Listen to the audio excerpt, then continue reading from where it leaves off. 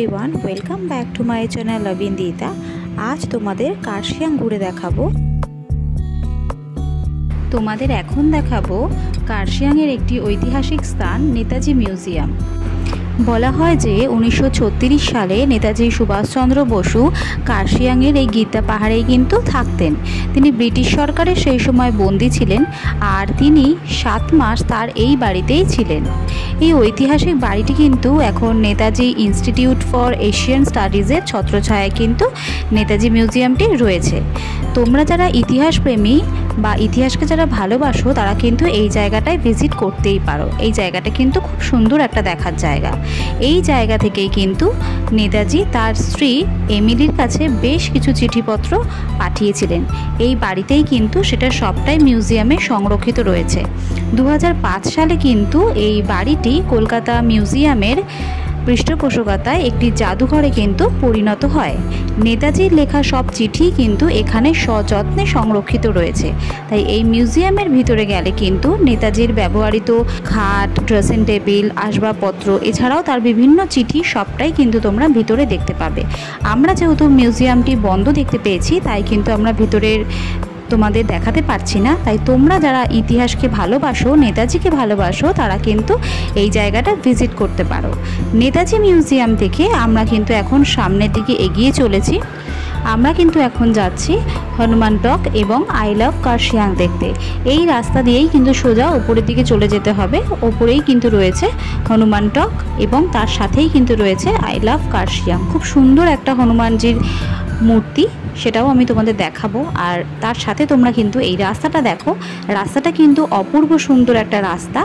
এপাশে কিন্তু রয়েছে তোমার পাহাড় আর তার আমার ডান পাশে রয়েছে কিন্তু ছোট ছোট চা বাগান। তো রাস্তাটা কিন্তু অপূর্ব সুন্দর। রাস্তাটা কিন্তু যতটা সুন্দর ঠিক কিছুটা পরিমাণ আবার চড়াইও রয়েছে। তাই তোমরা যারা রাইড করে আসতে চাইছো তোমরা কিন্তু একটু সাবধানতা অবলম্বন করে রাইড করো। আমাদের সাথে সাথে চলো তোমরাও একটু রাস্তাটার ভিউটা একটু এনজয় করো।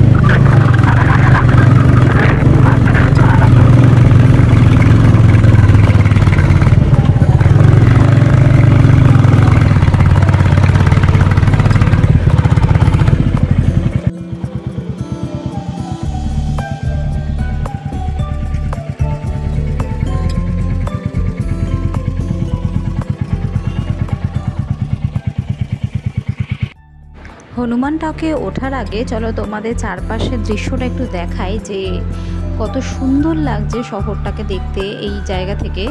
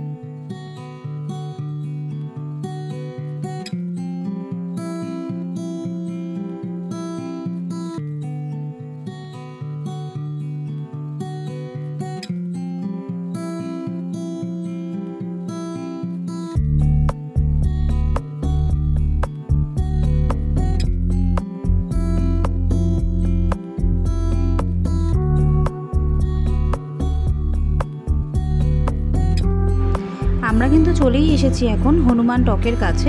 এইখানেই কিন্তু তুমি হনুমান টক এবং আই লাভ কার্শিয়াং দুটোই তুমি একসাথে দেখতে পাবে। এখানে কিন্তু এছাড়াও রয়েছে এই একটা হনুমানজির মন্দির, আর এই হচ্ছে সুবিশাল বজরংবলীর স্ট্যাচু। তোমরাও একটু বজরংবলীকে দর্শন করো।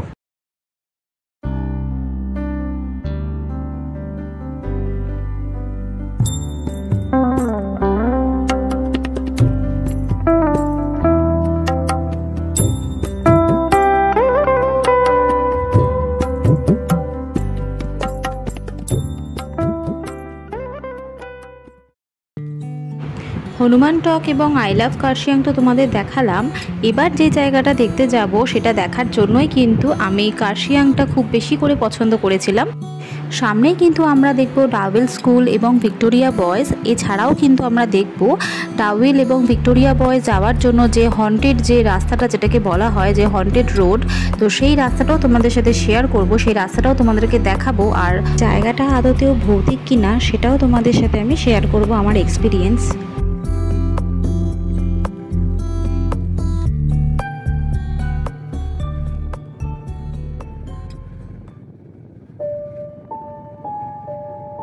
এই জায়গাটাই কিন্তু ডাউইল ফরেস্ট রোড। ঠিক এই জায়গা থেকেই কিন্তু অসংখ্য পাইন ফরেস্ট শুরু হয়ে গিয়েছে। এছাড়াও কিন্তু এখানে প্রচুর পরিমাণে অর্কিডও দেখা যায়।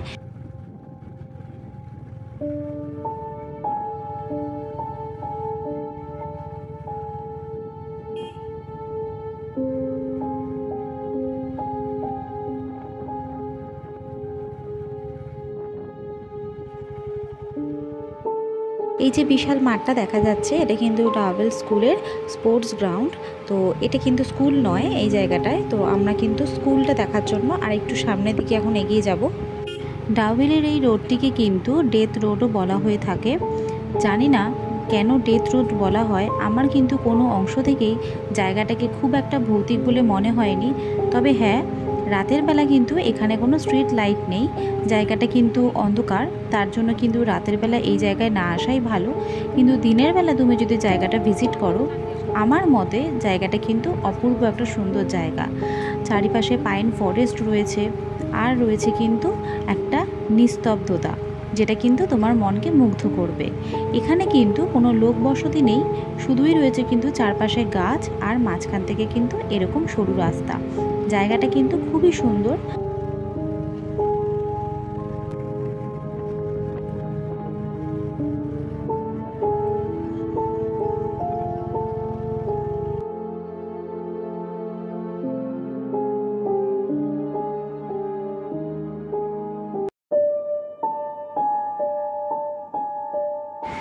ডাউইল স্কুল দেখানোর আগে চলো তোমাদের ডাউইল স্কুল সম্বন্ধে একটু বলি। এই ডাউইল স্কুল কিন্তু ইংরেজ আমলে কিন্তু প্রতিষ্ঠিত হয়। 1879 সালে বাংলার তৎকালীন লেফটেন্যান্ট গভর্নর স্যার আশলে ইডেন উনি কিন্তু এই স্কুলটি চালু করেছিলেন, যেই সমস্ত বাচ্চাদের পাহাড়িয়া স্কুলে পড়ার মতন সামর্থ্য ছিল না তাদের জন্য। 1879-এ কিন্তু 16 জন শিশুকে নিয়ে প্রথম এই ডাউইল স্কুল কিন্তু শুরু হয়েছিল। জানা যায় যে মিস্টার এডওয়ার্ড পেগলার ছিলেন স্কুলের প্রধান শিক্ষক, এবং স্কুল চালানোর জন্য তাকে কিন্তু তার ওয়াইফও অনেক সময় সাহায্য করতেন। ডাউইল স্কুলটি কিন্তু আইসিএসসি বোর্ডের একটি স্কুল এবং ওয়েস্ট বেঙ্গল সরকার দ্বারা কিন্তু পরিচালিত। এই স্কুলটিতে কিন্তু দুটো সেকশনে ক্লাস হয়, একটা জুনিয়র আর একটা কিন্তু সিনিয়র। জুনিয়র সেকশনটা এলকেজি থেকে, আর সেটি কিন্তু কোয়েট মাধ্যমে পড়ানো হয়ে থাকে। আর যেটা হায়ার এডুকেশনের জন্য পড়ানো হয়, মানে ক্লাস 4 থেকে একদম 10 পর্যন্ত, সেটা কিন্তু যেটা গার্লস সেকশন সেটাই কিন্তু ডাউইল, আর যেটা বয়েজ সেকশন সেটা কিন্তু ভিক্টোরিয়া বয়েজ নামে পরিচিত। ডাউইলের রাস্তায় যেতে যেতে তোমরা কিন্তু দেখতেই পেলে যে অসংখ্য কিন্তু চারপাশে পাইন ফরেস্ট, আর তার মাঝখান থেকে কিন্তু চলেছে এরকম সরু রাস্তা। এই রাস্তাটিকে ডেথ রোড বলা হয়ে থাকলেও আমার কিন্তু পার্সোনাল এক্সপিরিয়েন্স থেকে মনে হয়েছে দিনের বেলায় যতটা সুন্দর দেখতে লাগছে, রাতের বেলায় এখানে কোনো আলো না থাকার জন্য একটা কিন্তু গা ছমছমে মায়ামী পরিবেশ সৃষ্টি হয়।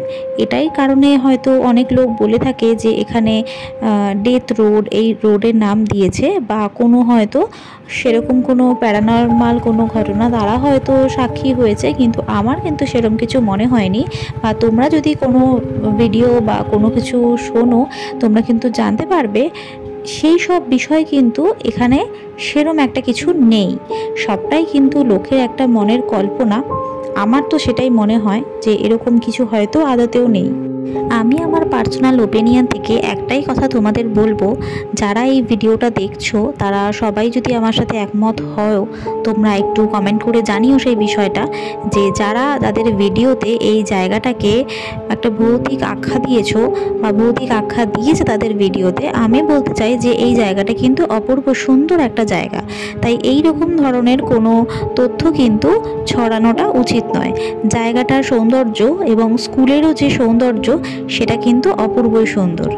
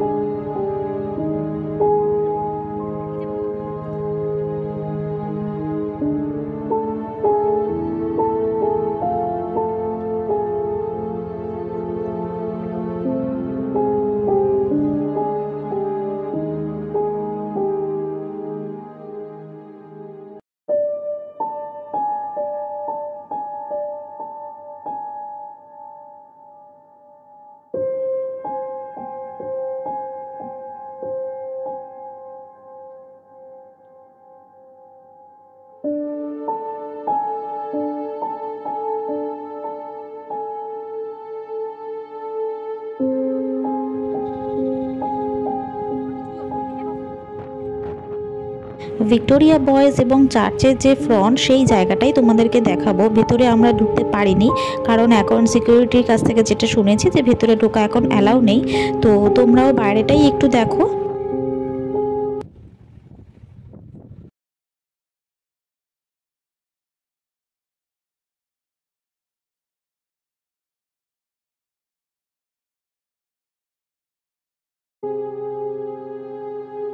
ভিক্টোরিয়া বয়েজ তো আমরা দেখতে পেলাম না, তো আমরা এখন দেখতে যাব ডাউভিল।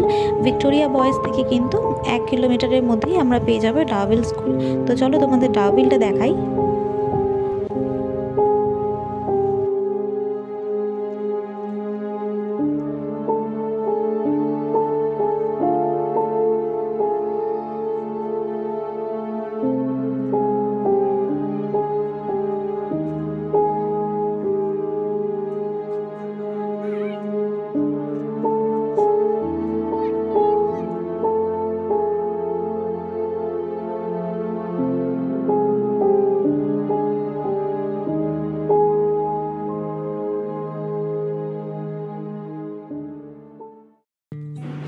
সামনে কার্শিয়াং লেখা যে জায়গাটা দেখতে পাচ্ছ, এটা কিন্তু কার্শিয়াং রেলওয়ে স্টেশন। এখান থেকে আমরা ডান দিকে চলে যাব। ডান দিকে গেলে কিন্তু আমরা দার্জিলিংয়ের রোডটা পেয়ে যাব, আর বাঁ দিকে চলে যাচ্ছে কিন্তু শিলিগুড়ির দিকে। আমরা যাব এখন দার্জিলিংয়ের দিকে।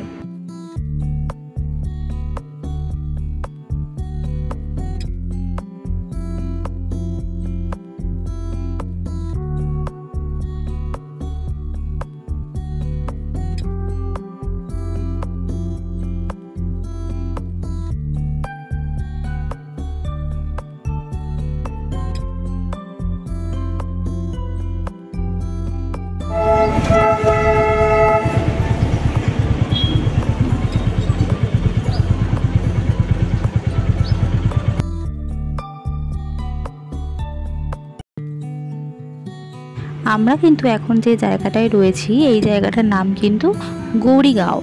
এখান থেকে কিন্তু ঘুম স্টেশন আর 17 কিলোমিটার মতন রাস্তা। তো খুব বেশি দূর আর নেই দার্জিলিং পৌঁছাতে, আর কিছুক্ষণের মধ্যে কিন্তু আমরা দার্জিলিং পৌঁছে যাব।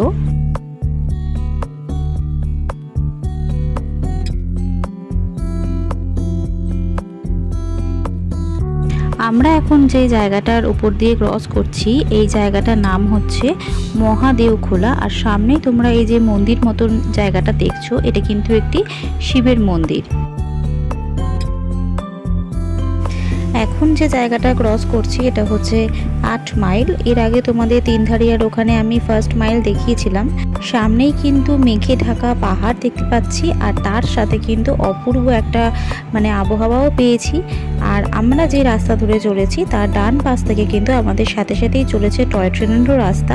তো আমরা যে টাইমটাতে এসেছি এই টাইমটাই কিন্তু আমরা দার্জিলিংয়ের ওয়েদারটা খুব ভালো পেয়েছিলাম। এইরকম ওয়েদার পাবো আমরা সত্যিই আশা করিনি। তো চলো তোমরাও আমাদের সাথে থাকো। আমাদের ব্লগগুলো দেখে তোমাদের কেমন লাগছে সেটাও আমাদের একটু কমেন্ট বক্সে জানিও। আর কে কে ব্লগগুলো দেখছো তাদের নামগুলো একটু কমেন্ট সেকশনে জানিও, তাহলে আমারও ভালো লাগবে সেটা দেখতে। আমরা কিন্তু এখনও রয়েছি সোনাদা এই জায়গাটিতে, এই জায়গাটা ক্রস করছি আমরা এখন। তো এটাও কিন্তু দার্জিলিং যাওয়ার আগে একটা অফবিট জায়গাও বলতে পারো। এই জায়গাটাও কিন্তু খুব ফেমাস একটা জায়গা। তো চাইলে তোমরা কিন্তু এই সোনাদাতেও স্টে করতে পারো। এখানেও কিন্তু অনেক হোটেল বা হোমস্টে সবটাই তোমরা পাবে। ঘুম স্টেশন ঢোকার আগে আমরা কিন্তু প্রথমেই আমরা ডান পাশে দেখতে পাচ্ছি সোনাদা রেলওয়ে স্টেশন। ঘুম স্টেশনের মতন এই সোনাদা স্টেশনটাও কিন্তু খুব সুন্দর একটা স্টেশন, আর এটাও কিন্তু ফেমাস একটা রেলওয়ে স্টেশন। তো খুব কাছেই কিন্তু আমাদের দার্জিলিং, জাস্ট কিছুটা দূর গেলেই আমরা দার্জিলিংয়ে পৌঁছে যাব।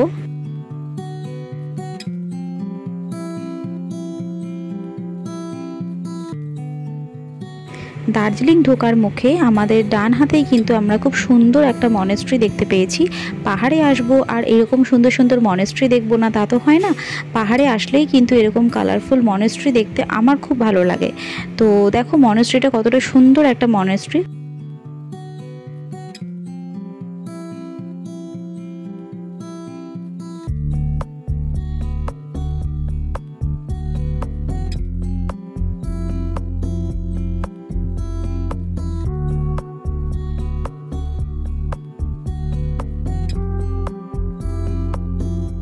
দার্জিলিংয়ে ঢোকার মুখে হঠাৎ করে এই রকম ওয়েদার দেখে আমরা কিন্তু না দাঁড়িয়ে পারলাম না। তো আমরা কিন্তু বাইক থামিয়ে এখানে ওয়েদারটাকে একটু উপভোগ করবো বলে দাঁড়িয়ে পড়লাম।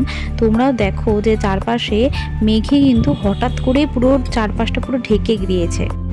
মেঘ কিন্তু পাইন গাছগুলোকে পুরো ঢেকে দিয়েছে। আর এই অসম্ভব সুন্দর দৃশ্যটা দেখার জন্যই কিন্তু আমাদের কলকাতা থেকে রাইড করে এই দার্জিলিং পর্যন্ত আসা। যার জন্য আসা সেই অপূর্ব দৃশ্য দেখে আমার কিন্তু মনে হয়েছে আমাদের কাছে আমাদের ট্রিপটা পুরো সার্থক হয়েছে।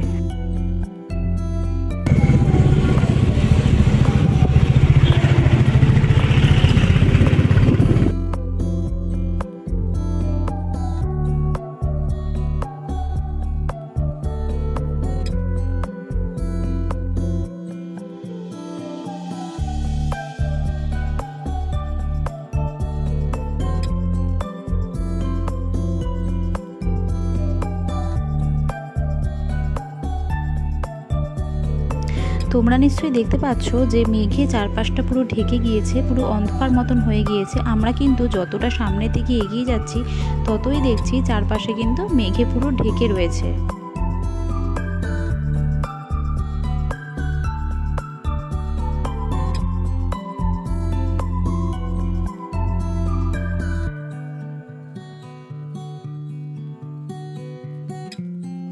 ঠিক এই জায়গা থেকেই আমাদের কিন্তু আর 8 কিলোমিটার মতন রাইড করলেই আমরা কিন্তু পৌঁছে যাব দার্জিলিং।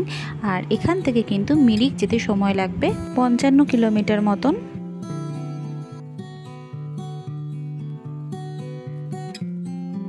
দার্জিলিংয়ে ঠিক ঢোকার মুখেই আমরা কিন্তু রয়েছি। আর এখান থেকে তোমাদের একটা জিনিস দেখায় চলো যে কতটা পরিমাণ জ্যাম রয়েছে এই রাস্তায়। তাই তোমাদের একটাই সাজেশন দেব, যারা নিজস্ব বাইক নিয়ে বা গাড়ি নিয়ে দার্জিলিংয়ে আসছো, তোমরা বিভিন্ন ট্যুরিস্ট প্লেসে যাওয়ার আগে তোমরা কিন্তু হাতে সময় নিয়ে বেরিও, কিংবা একটু সকালের দিকে বেরিও, তাহলে কিন্তু এতটা পরিমাণ জ্যাম তোমাদের সময় নষ্ট করবে না।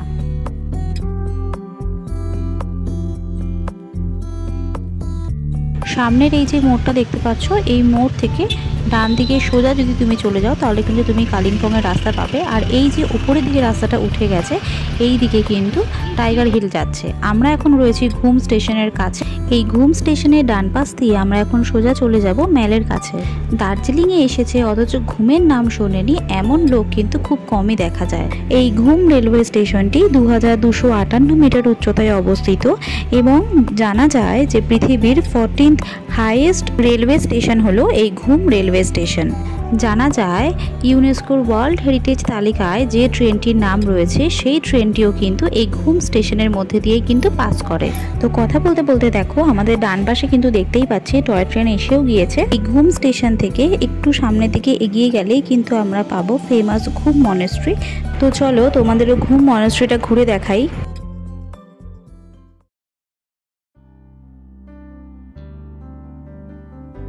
আমরা এখন চলে এসেছি ঘুম মনেস্ট্রিতে, আর এইটাই কিন্তু সেই ঘুম মনেস্ট্রি। তোমাদেরও ভিতরটা ঘুরে দেখাবো আমি। এই ঘুম মনেস্ট্রি কিন্তু একটি বৌদ্ধদের মনেস্ট্রি, আর এটি জনপ্রিয় নাম কিন্তু এখানে ইগা চেউলিং মঠ। এই মঠ কিন্তু দার্জিলিং জেলার ঘুম শহরেই অবস্থিত। এই মঠে আসলে কিন্তু তোমরা মৈত্রী বুদ্ধের একটি 15 ফিট লম্বা একটি মূর্তি রয়েছে সেটাও তোমরা দেখতে পাবে। এছাড়াও কিন্তু বুদ্ধের শিষ্য তেনরেজি এবং চোঙ্গাপার ওনারও কিন্তু ছবি এখানে রয়েছে, সেটাও তোমরা দেখতে পাবে। তো ভিতরে এন্টার করার পর ছবিটা তোমাদেরকে বা মূর্তিটাও সেটা কিন্তু দেখাতে পারলাম না, কারণ দেখতেই পাচ্ছ আশা করি যে কোনো সারানোর বা রং করার কোনো কিছু একটা কাজ হয়তো হচ্ছে, তার জন্য কিন্তু এখানে মূর্তিটা কিন্তু ঢাকা রয়েছে। এছাড়া ভিতরটা তোমাদের সম্পূর্ণটাই দেখালাম। এই জায়গাটাই ভিতরটা যেরকম দেখছো সেটাই কিন্তু ঘুম মনেস্ট্রির পুরো ভেতরটা।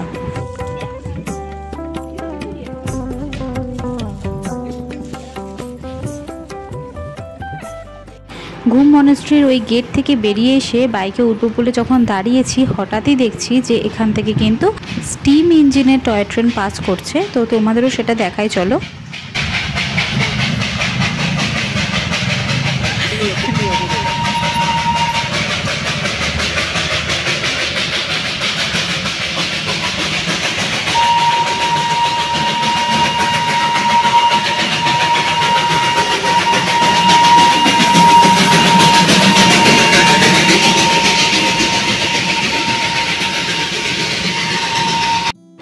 ঘুম মনেস্ট্রি থেকে একটু এগিয়ে এসে তোমার রাইট হ্যান্ড সাইডেই কিন্তু এই মনেস্ট্রিটা তোমরা পেয়ে যাবে। এটাও কিন্তু খুব সুন্দর একটা মনেস্ট্রি। দার্জিলিং এসে তোমরা কিন্তু এই মনেস্ট্রিটাও ভিজিট করতে পারো।